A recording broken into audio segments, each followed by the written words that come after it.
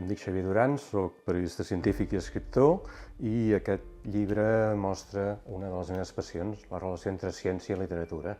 Aleshores, l'objectiu bàsic és mostrar que hi ha referències científiques i tecnològiques en obres literàries, no en la ciència-ficció, on és obvi, sinó en grans autors i en què sovint no es pensa que tinguin aquesta visió sobre la ciència i la tecnologia.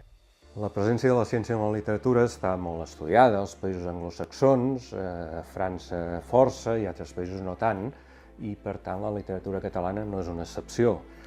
S'ha pensat molt poc en aquestes referències científiques i tecnològiques en autors i autores catalans.